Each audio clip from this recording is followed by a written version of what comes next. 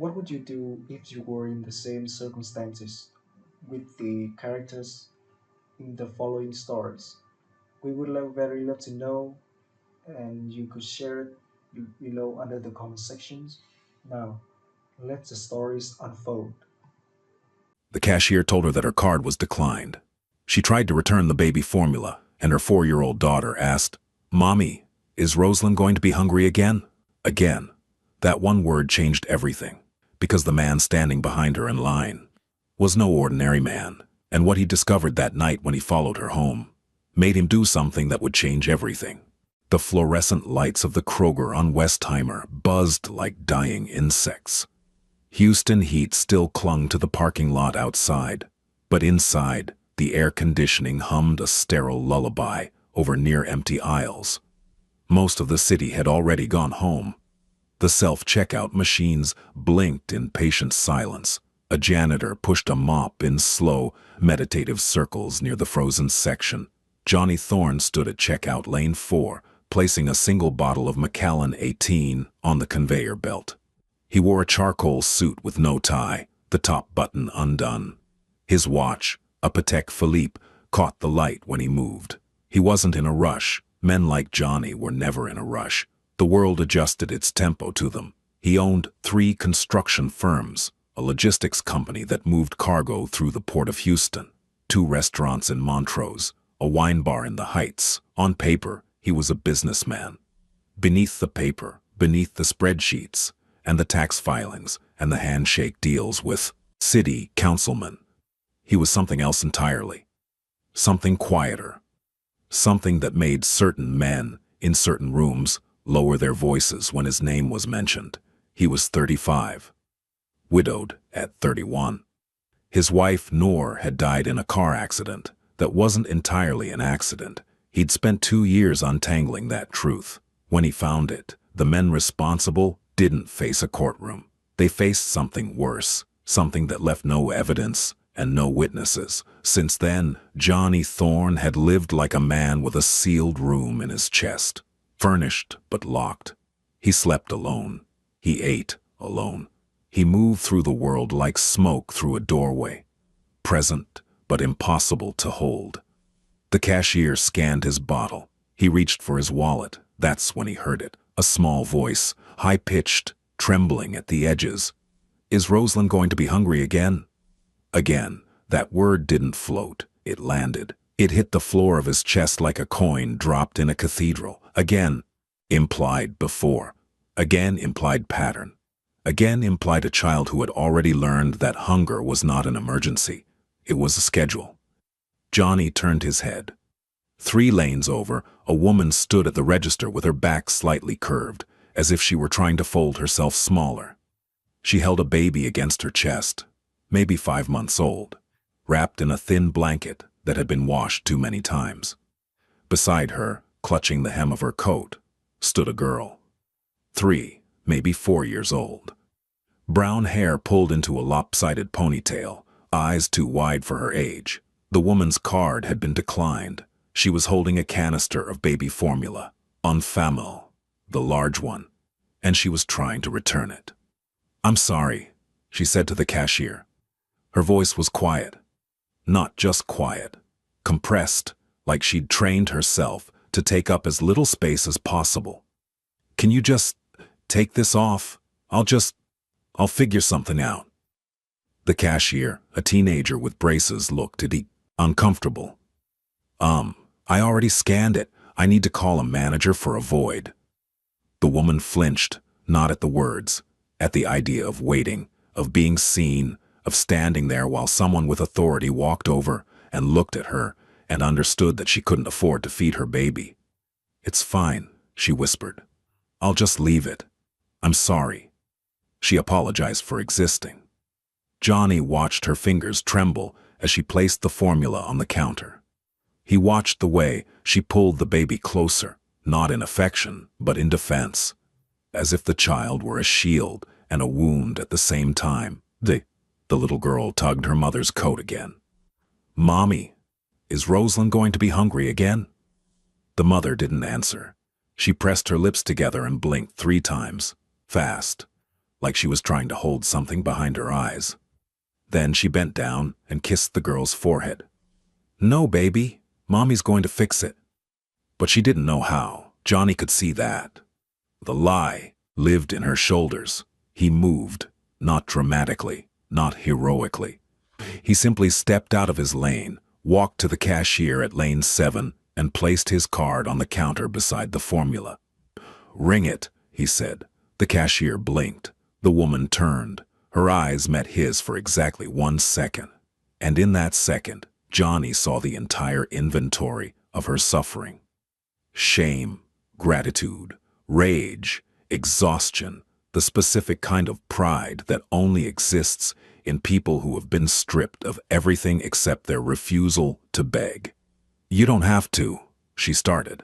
"It's done," he said. Not cold, not warm, just factual. The way you'd tell someone the sun had already set. He didn't introduce himself.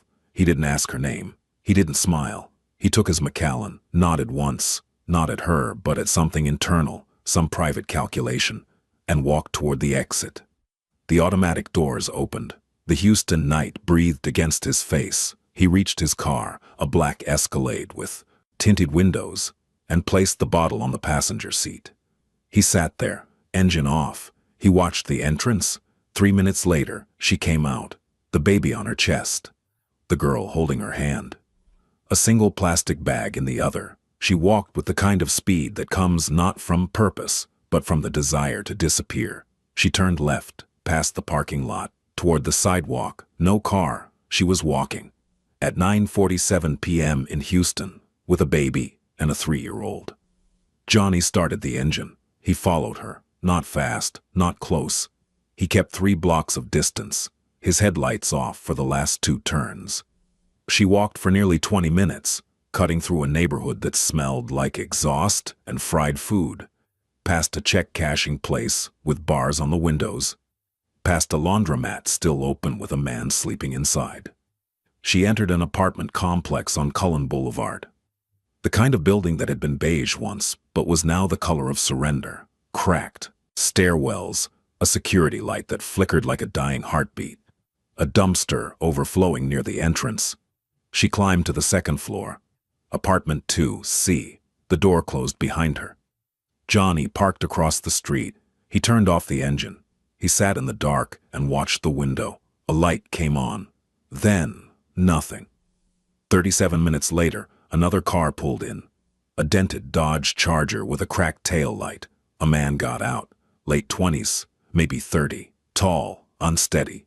He walked like a man who had had 4 beers and thought he'd had 2.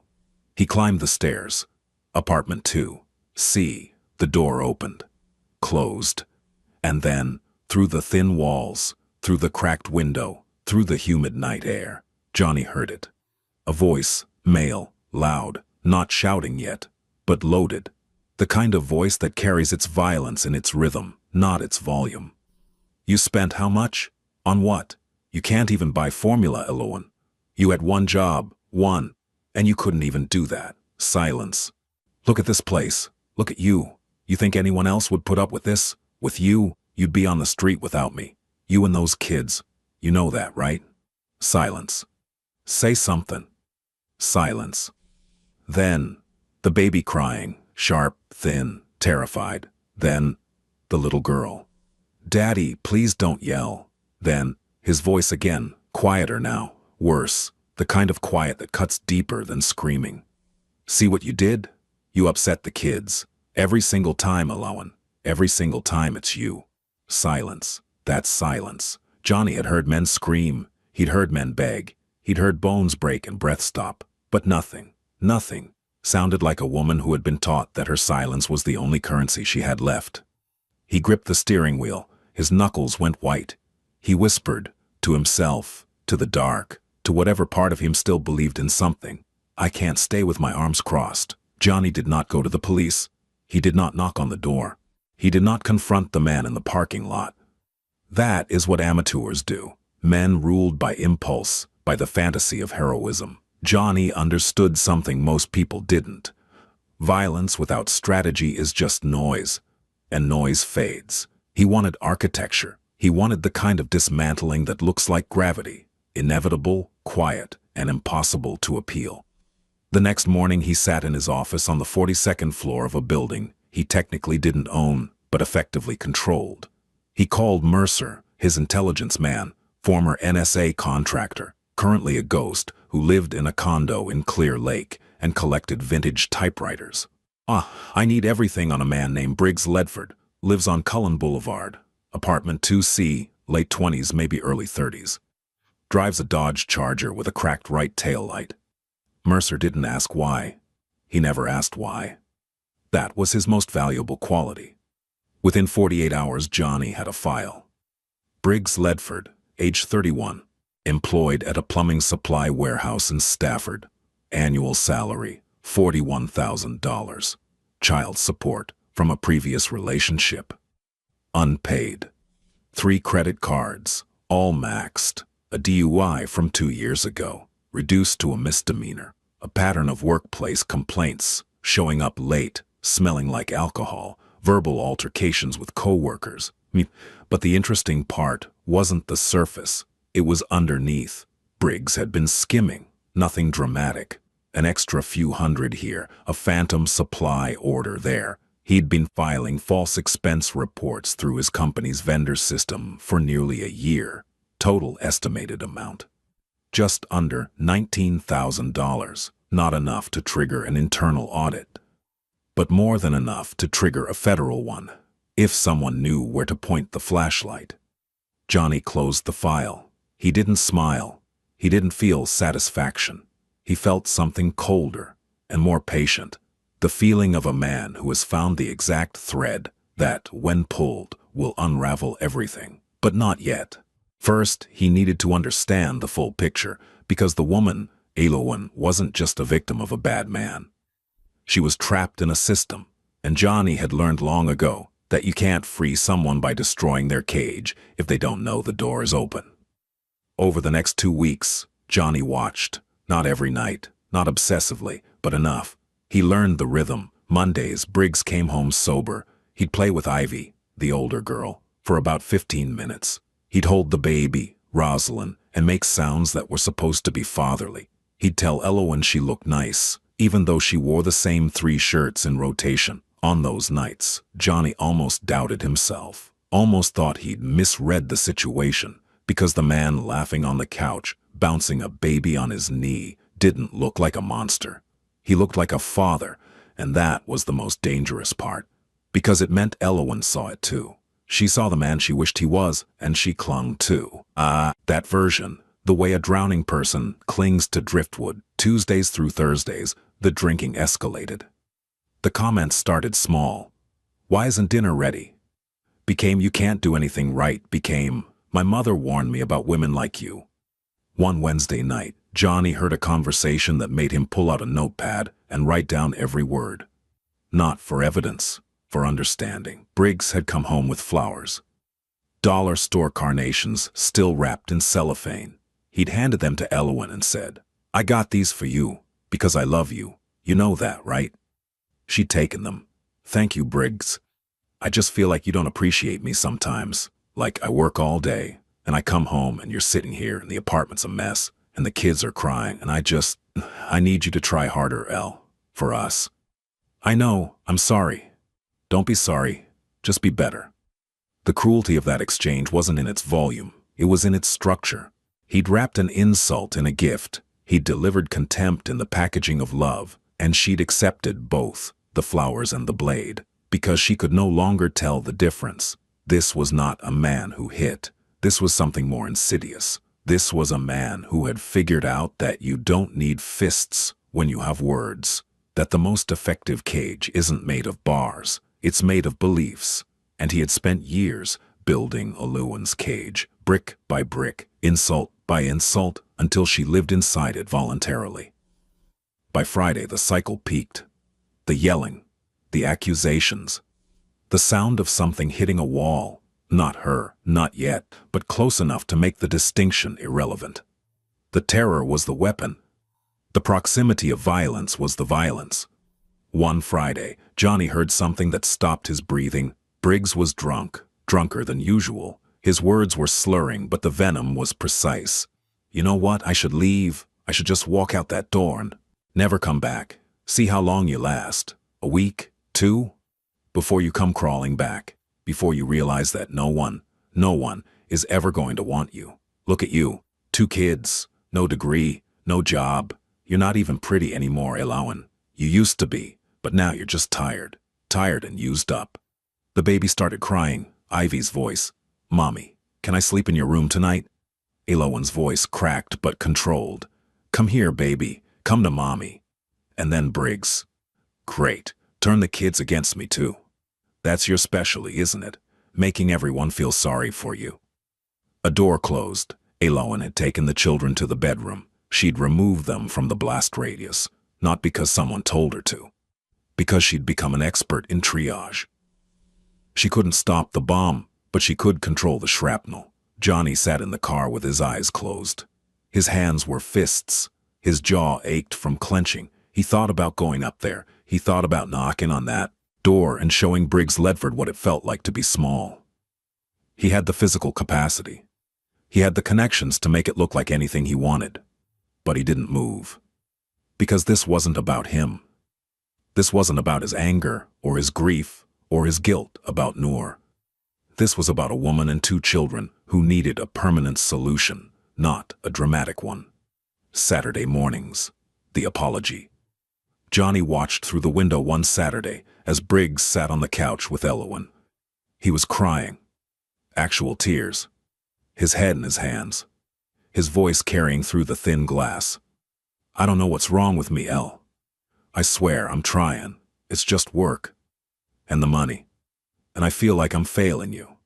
I'm failing the girls. I love you so much. And I get so scared of losing you that He didn't finish. He pulled her close. She let him. Her body was stiff at first. The rigidity of a woman who has been hurt by the same hands now holding her. But then, slowly, her shoulders dropped.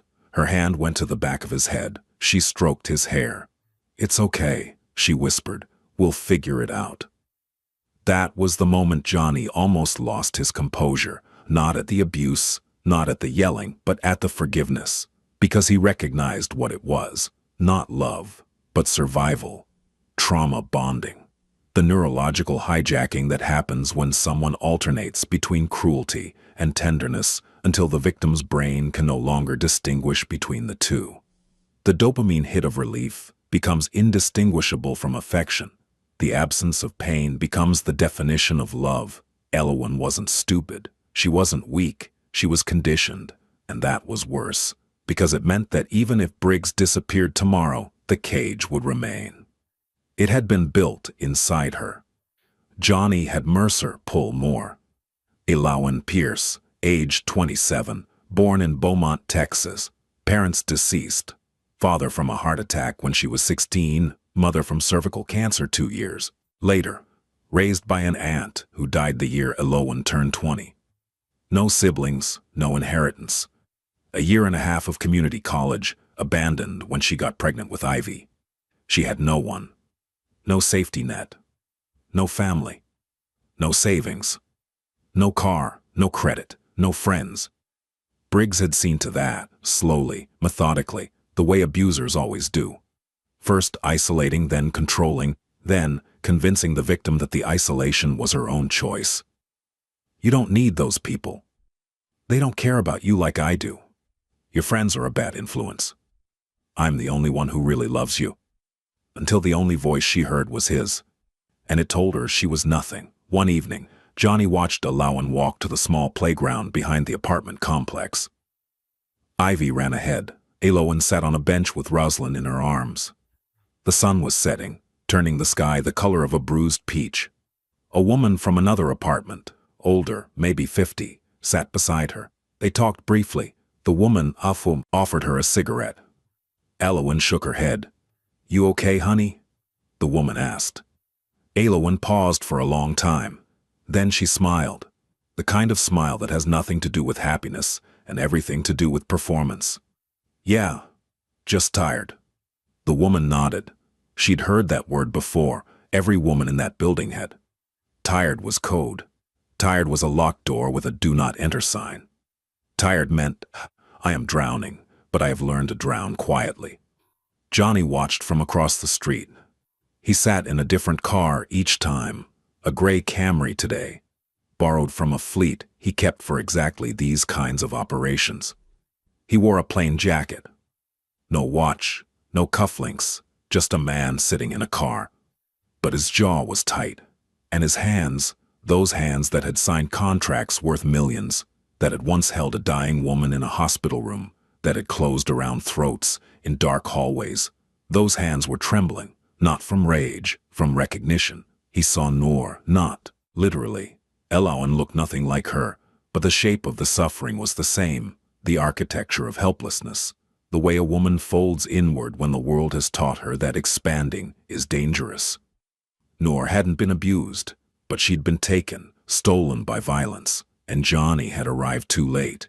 He'd had all the power in the world, and he'd been too late. He would not be too late again.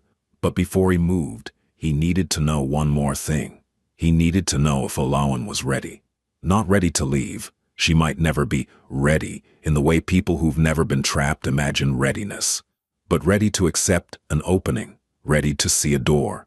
He got his answer on a Tuesday night. Briggs was asleep on the couch. The TV was on, casting blue shadows across the room. The apartment was quiet. Elowen sat at the kitchen table with a notebook. She was writing something. Slowly, deliberately, the pen gripped tight. Johnny couldn't read the words from across the street, but he could see her face. And her face told him everything. She wasn't writing a letter. She wasn't making a list. She was calculating, adding numbers, subtracting expenses, trying to figure out if there was a mathematical path out of her life. She wrote for 45 minutes. Then she closed the notebook, pressed her palms against her eyes, and sat perfectly still for a long time. She was looking for the door. She just couldn't find it yet. Johnny pulled out his phone and made a call. Mercer, move forward. It began on a Tuesday. Briggs arrived at work to find his supervisor waiting for him, not with a task, with a letter. The company had received a formal notification from the IRS regarding discrepancies in vendor payments linked to his department. An internal audit had been initiated. It's probably nothing, his supervisor said, but his eyes said otherwise. Briggs went home that night sober, not by choice but by fear. He paced the apartment. He made phone calls. He spoke in hushed, frantic tones to someone Elowen couldn't identify. Someone's coming after me, he told her. Someone at work is trying to set me up. Elowen said nothing. She fed Rosalind. She braided Ivy's hair. She moved through the apartment like water around a stone. But inside something was shifting. She recognized this behavior, the paranoia, the blame, the need to cast himself as the victim. She'd seen it every time consequences approached him. He never said, I made a mistake. He said, someone is doing this to me. The world was always the aggressor. He was always the innocent. And for the first time, she didn't believe him. The next day, Briggs was called into a meeting with HR. The audit had found irregularities, $18,700 in falsified vendor invoices submitted under his employee ID. He was placed on administrative leave pending investigation. That night, he drank and he yelled and he threw a glass against the wall and it shattered 3 feet from where Ivy was sitting on the floor with a coloring book. Ivy didn't scream. She didn't cry. She picked up her coloring book and walked to the bedroom and closed the door. She was 4 years old, and she had already learned the protocol. Elowen stood in the kitchen. Her hands were at her sides. Her eyes were dry. This is your fault, Briggs said. Everything that's happening to me, it's because of you. Because I have to take care of you and those kids. Because I'm stressed. Because you can't contribute anything. You're a drain. You hear me? A drain. She looked at him, and for the first time in a long time, something shifted in her expression. Not anger. She was too exhausted for anger, but clarity. A small, fragile window of clarity, like a crack in a frozen lake. Maybe, she said quietly. You did this to yourself. Briggs stared at her. The room went silent. Then he laughed, a short, cruel bark. Right, sure. The woman who can't even keep a checking account is giving me life advice. He grabbed his keys and left. The door slammed so hard the baby woke up screaming. Elawan picked up the broken glass, piece by piece, on her hands and knees, and then she sat on the kitchen floor and pressed her palms against her eyes and breathed long, shuddering breaths, and didn't cry, because crying required believing that someone might hear you. And she had stopped believing that a long time ago. But that sentence, "Maybe you did this to yourself," lingered. It was the first time she had pushed back, the first time in years she had reflected his blame instead of absorbing it. It was a small thing, 6 words. But in the architecture of her captivity, those 6 words were a crack in the foundation, and cracks, once started, don't stop. Over the next 10 days, the walls closed in. The IRS audit expanded. A formal investigation was opened. Briggs's bank accounts were flagged, not frozen yet, but monitored. His attorney, a cut-rate lawyer, from a billboard on I-45, told him the potential charges included fraud, tax evasion, and embezzlement, misdemeanor at best, felony at worst. Briggs stopped sleeping. He drank more. He showed up at the warehouse, technically still on leave, and got into a shouting match with his supervisor. Security escorted him out. That night, he came home and punched the wall in the hallway. Not her. The wall. But Ivy saw it. She stood in the bedroom doorway, holding a stuffed rabbit, and watched her father's fist go through the drywall. She didn't blink. Later, when Elawan put her to bed, Ivy said something that stopped her mother's heart. "Mommy, is Daddy going to hit us?" "No, baby, Daddy wouldn't. He hits the wall." The wall didn't do anything either. Elawan stared at her daughter, 4 years old, and she understood the logic of escalation better than most adults. That night, after Briggs passed out on the couch, Elawan pulled out the notebook again. She didn't calculate money this time. She wrote a list. 3 items: shelter, job, out. She didn't know how. She didn't know when. But for the first time, she was planning an exit, not fantasizing.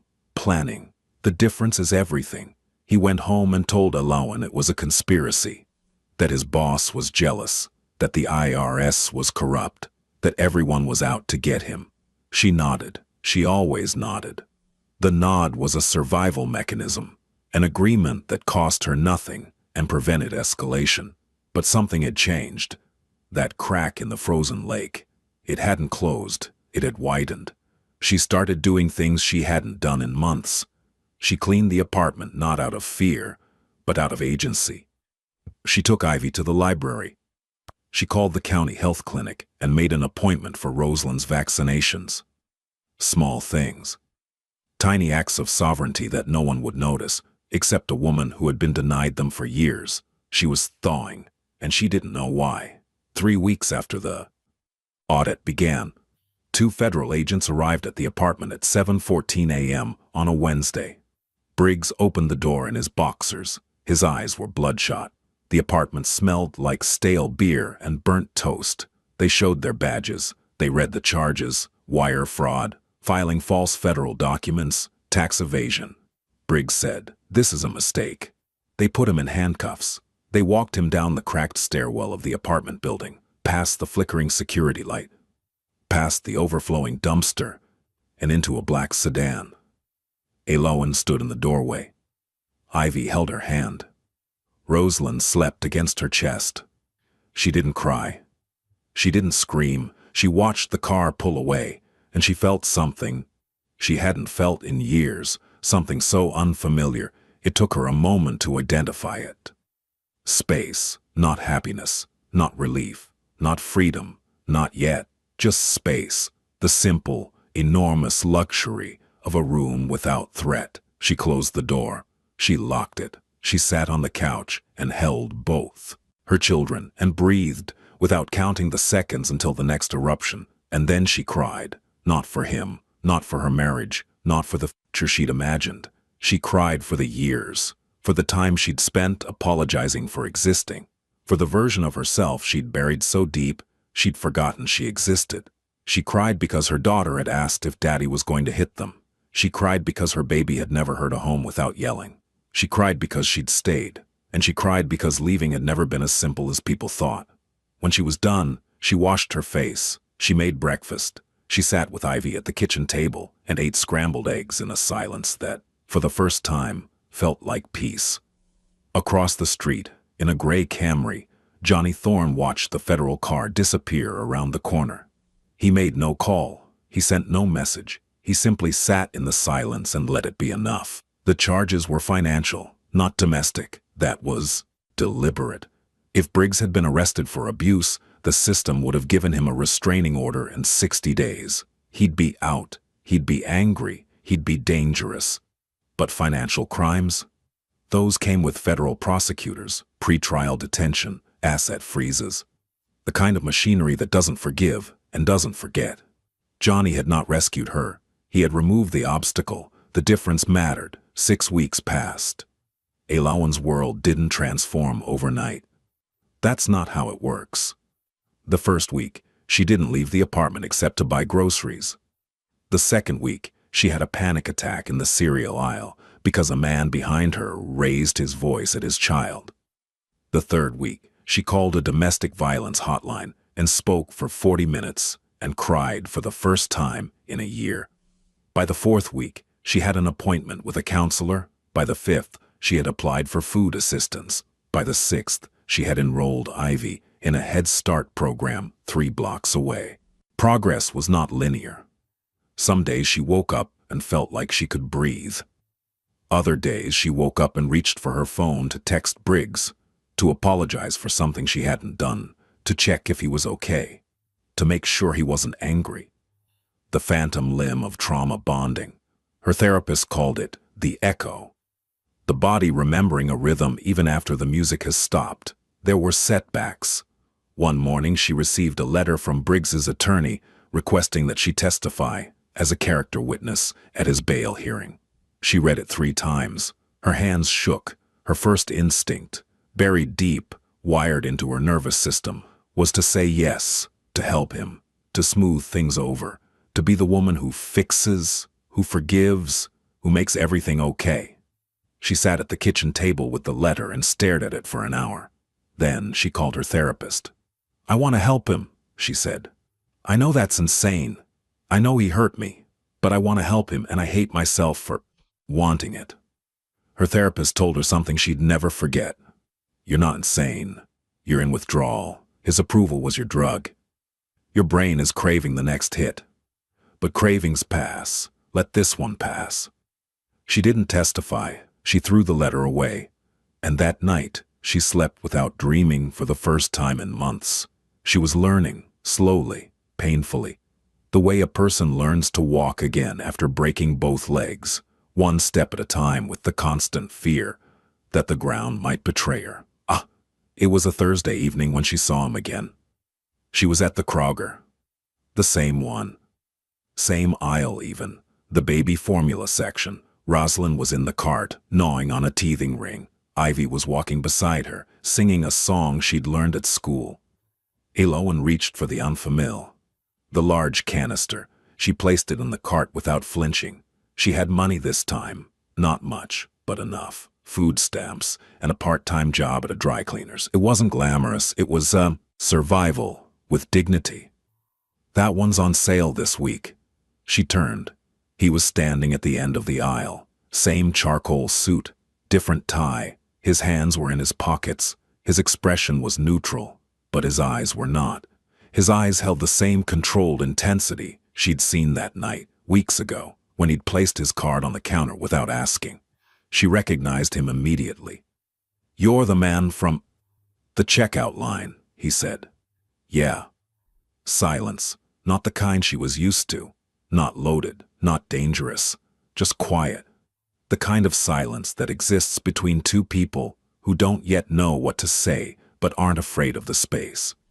"I never thanked you," she said. "You don't need to." "I want to." He looked at her. Really looked. The way he looked at problems before solving them. But this wasn't a problem. This was a person. And she was looking back at him with the kind of directness that only comes from someone who has recently stopped lying to themselves. "I'm Johnny," he said. "Elawan. That's a beautiful name. My mother picked it. She said it meant elm tree, something about roots." He almost smiled. Almost. "Roots are good," he said. Ivy appeared from behind the cart.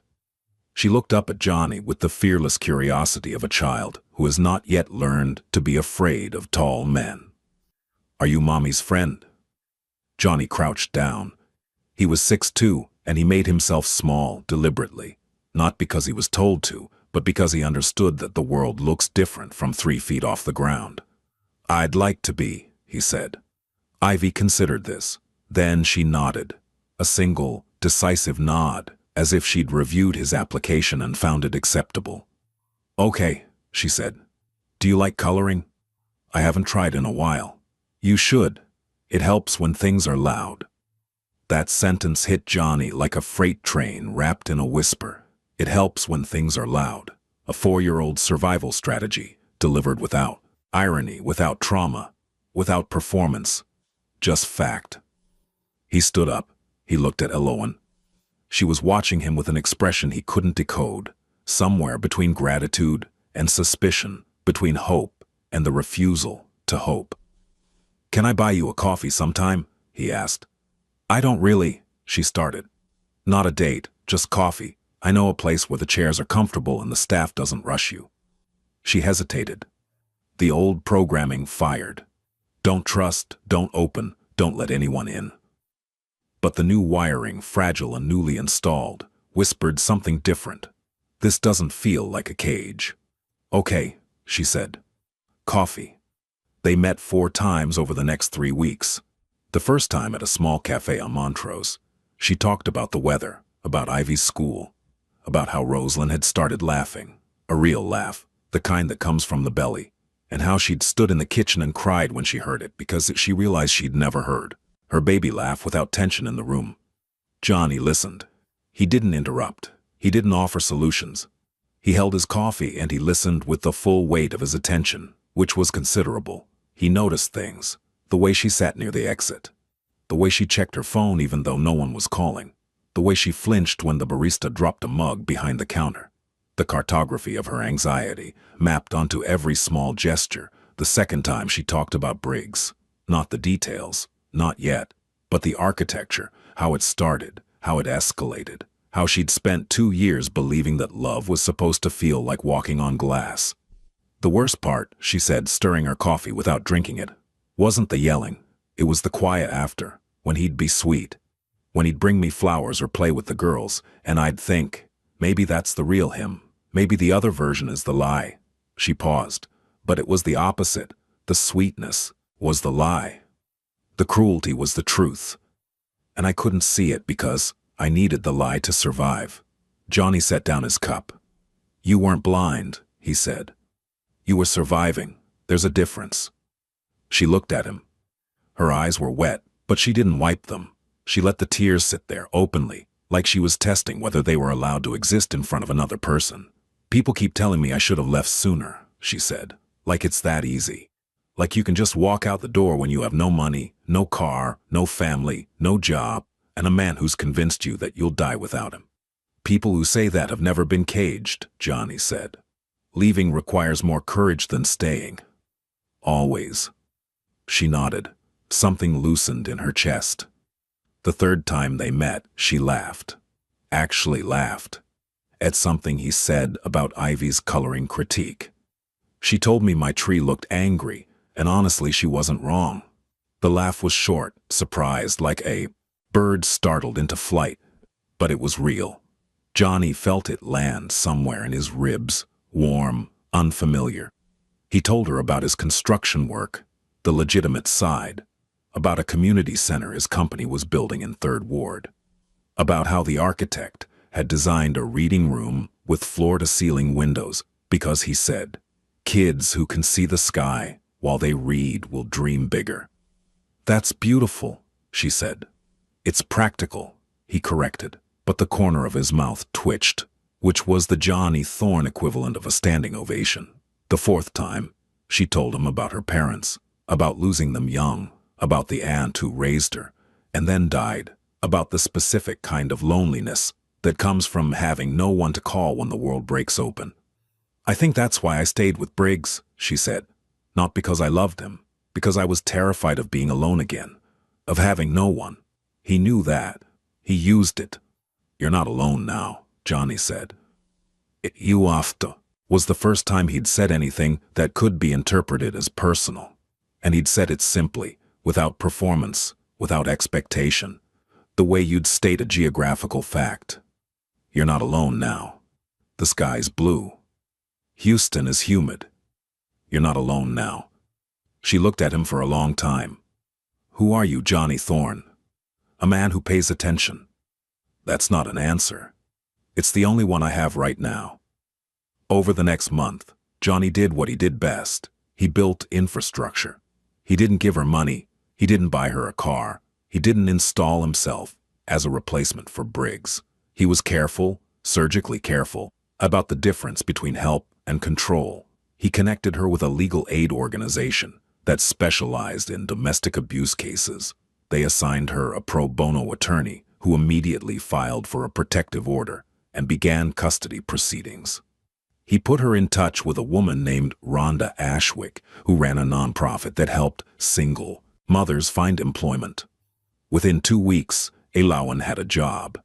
Data entry at a healthcare company in the medical center.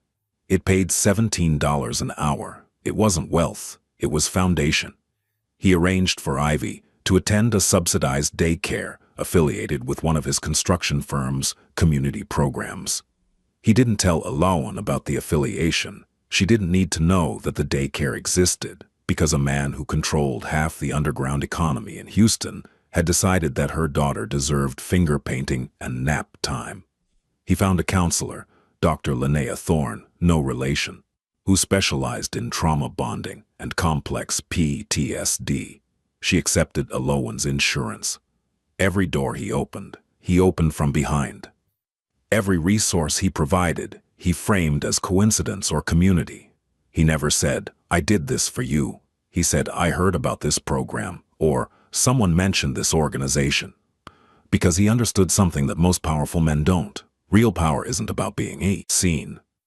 It's about making the world move without anyone knowing who pushed. And slowly, like the tide coming in, so gradual that you don't notice until your feet are wet, Elawan began to rebuild. She smiled more. She stood straighter. She started wearing colors, a blue blouse, a yellow scarf, instead of the muted grays and blacks that had been her uniform of invisibility.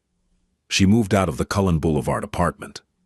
Johnny's nonprofit contact found her a subsidized 2-bedroom in a safer complex near the medical center. Close to work, close to Ivy's daycare, close to a park where Rosalind could crawl on grass instead of concrete. The first night in the new apartment, she sat on the floor, no furniture yet, just sleeping bags and a box of kitchen supplies, and looked at the clean white walls and the working lock on the door and the window that didn't rattle when trucks passed. Ivy came and sat beside her. "Is this our house?" she asked. "Yes, baby, this is our house." "Just ours?" "Just ours," Ivy smiled, a real smile. The kind she used to give before she learned to check doorways for danger. "I like it here," she said. "It's quiet." Quiet. The most precious word in their vocabulary. A word that had once meant waiting for the next eruption, and now meant peace. Ivy stopped flinching when doors closed loudly. Rosalind began sleeping through the night, and Johnny, the man with the sealed room in his chest, felt the lock begin to turn. The truth, it happened on a Sunday. Elawan was at Johnny's apartment. The first time she'd been there, he'd invited her for dinner, nothing elaborate. Grilled salmon, roasted vegetables, a bottle of wine she didn't drink because she'd developed an aversion to alcohol that she didn't explain, and he didn't question. Ivy was playing on the living room floor with a set of wooden blocks that Johnny had bought the day before and placed casually on the coffee table as if they'd always been there. Rosalind was asleep in a portable crib that had also appeared with suspicious convenience. After dinner, they sat on the balcony. Houston stretched out below them, a lattice of lights and highways and heat The air was thick and still. My attorney told me something today, Elowen said. Johnny's expression didn't change, but something behind his eyes shifted, a tightening, almost imperceptible, like a man bracing for impact.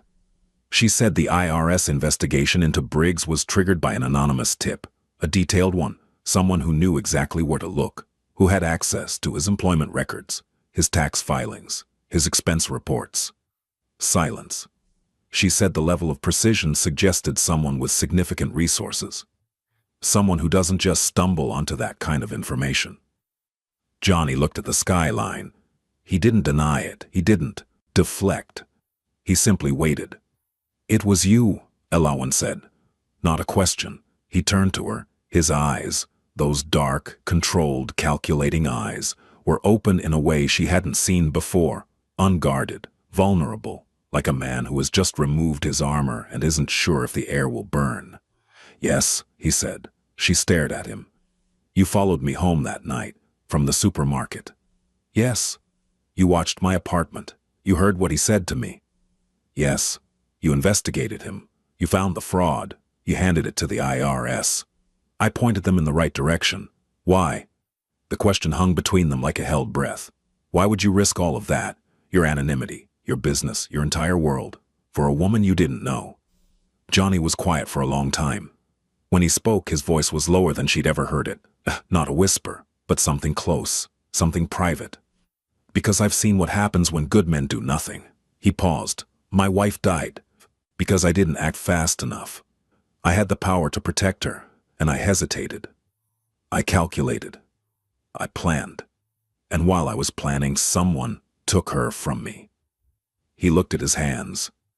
"When I saw you in that store, holding your baby, trying to return formula so your daughter wouldn't see you fail, I recognized it. Not you, the situation, the architecture of it, someone being crushed slowly, in a way that no one notices until it's too late." He looked back at her.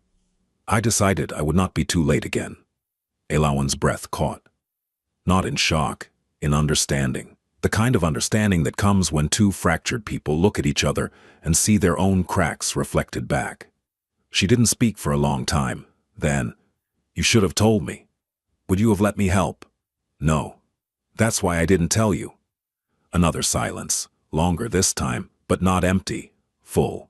Full of everything that had happened between a supermarket checkout line and this balcony.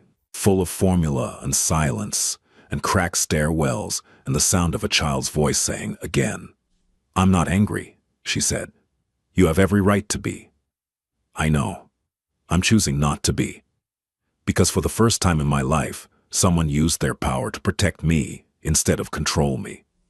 And I don't know what to do with that yet, but I know it matters." She reached across the space between them and placed her hand on his. His fingers closed around hers, slowly, carefully, the way you'd hold something you've waited years to touch. Neither of them moved. The city hummed below. The air was warm, somewhere in the apartment. Ivy laughed at something the blocks had done, and Rosalind shifted in her sleep. Then, slowly, like the last page of a book you've been reading all night, Elowen leaned forward, and Johnny, the man who controlled empires from shadows, the man who spoke in silences and moved like smoke, the man who had locked a room in his chest and thrown away the key. Johnny leaned in too. The kiss was not passionate. It was not cinematic. It was slow and soft and tasted like relief. Like the first breath after holding your head underwater. Like the word safe spoken aloud for the first time.